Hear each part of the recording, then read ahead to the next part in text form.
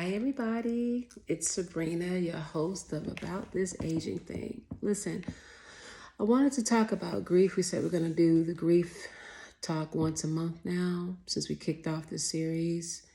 Um, it, the response has been really good, and I love that it's helping some people. So today I wanted to talk about anniversaries and not in the way that we normally think of, but the anniversaries. I never thought about this before until this last time, this last loss. But and when they tell you, don't make any big decisions, don't make any big purchases, just sit tight for a year. I never really got that until this time, and then I got it after this time. The year of sitting. Well, first of all, it's a year of sitting because you get to go through each thing. Like, so it'll be your first Christmas if you celebrate holidays, your first holidays without your loved one, your first their birthday, and maybe if you were a couple, it's an anniversary, um, and a memory, and you go through that the whole year, right? So, it's hard. So, in your sometimes I would say turmoil, grief, in a state of mourning, any of those things, whatever you relate to, it can get really hard. And that's why it is recommended that we sit tight for a year.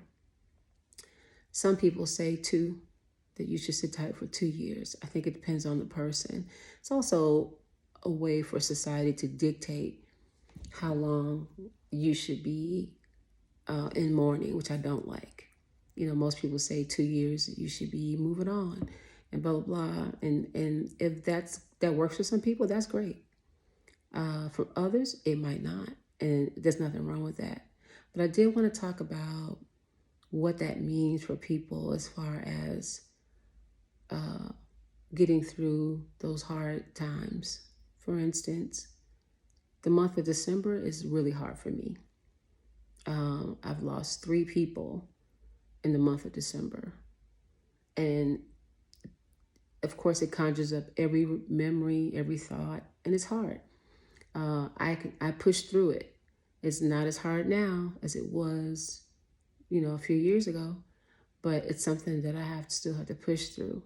I wanted to share that what I find to be helpful is if you had traditions with the person. Let's say that it's not a death. Let's say someone broke your heart and they left and they filed for divorce, or whatever it is.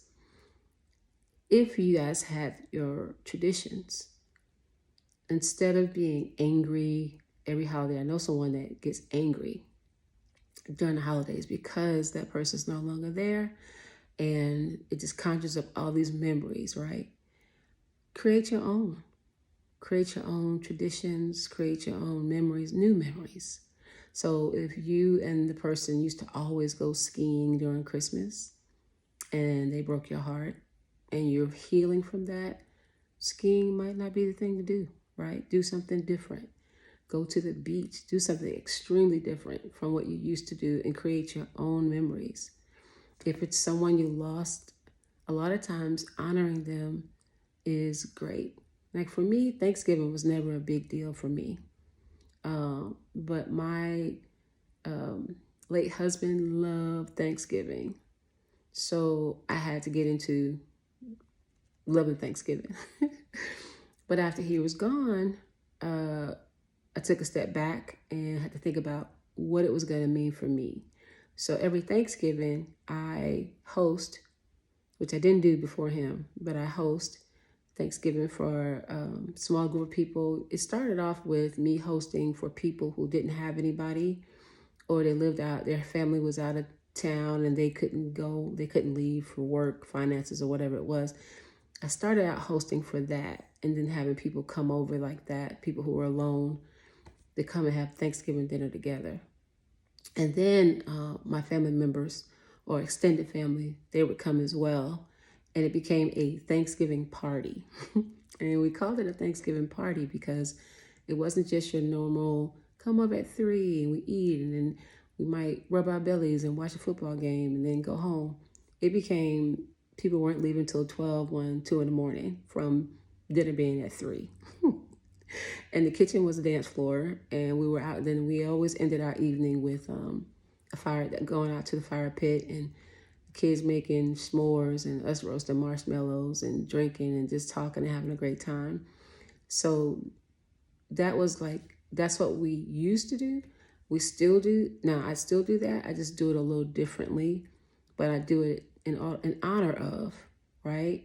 So not to I don't create something different for that to forget, but I do it in honor of. So you can do something in honor of your mom, your brother, your deceased spouse, people that you've lost. Put a twist on it for yourself, but honor them, and always remember to mention them during the holidays. I heard a saying that said, people die twice when you stop talking about them.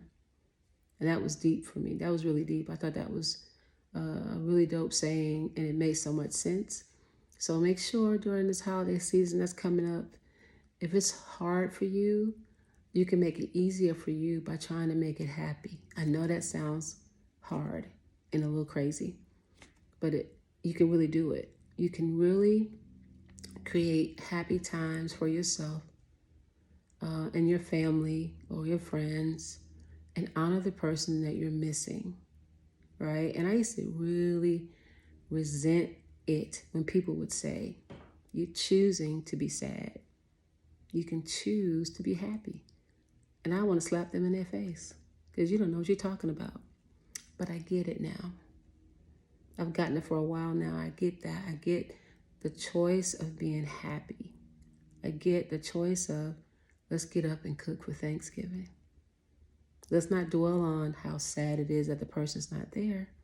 Let's dwell on the fact that that person came into your life and made Thanksgiving so special for you that you want to continue that tradition for your kids and then let them continue for their kids. Let's choose to be happy. I know the holidays are hard. Christmas is still a little tough for me. It takes me a little longer to get out the bed on Christmas Day, but I do get out the bed and I do celebrate with my family, and I do honor those who are no longer with us. I light candles for them. I might put their candles in front of their pictures. We definitely mention them when we pray for that day.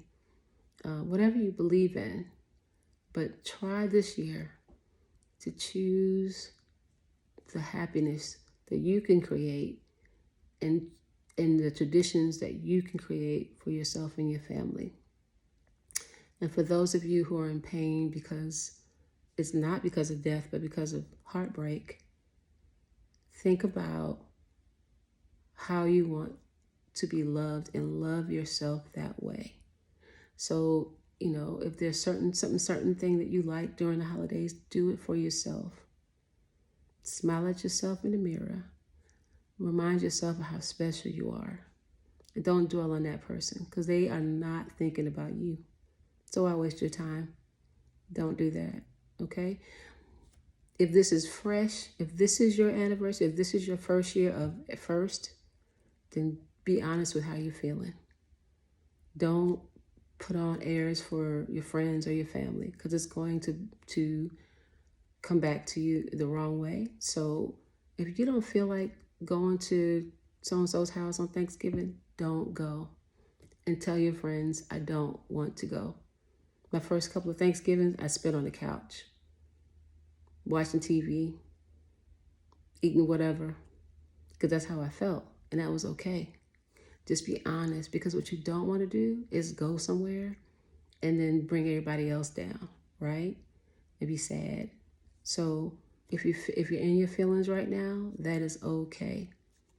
But as you go and as you grow and as time goes by, start thinking about how you can create traditions for yourself. Also, it's a great idea. Our first Christmas was really hard, so we didn't stay in Atlanta our first Christmas. We went out of the country. I just need to get up out of here. So we left, my daughter and I left out of the country. It was the first time we'd ever been out of the country during Christmas. And it was the best thing we could have done for ourselves because it was just too hard to be here. So do what you got to do for yourself. Unapologetically do it for yourself. But when you're ready, start some new traditions. Find the joy in what you want to do for yourself. I'll see you next month.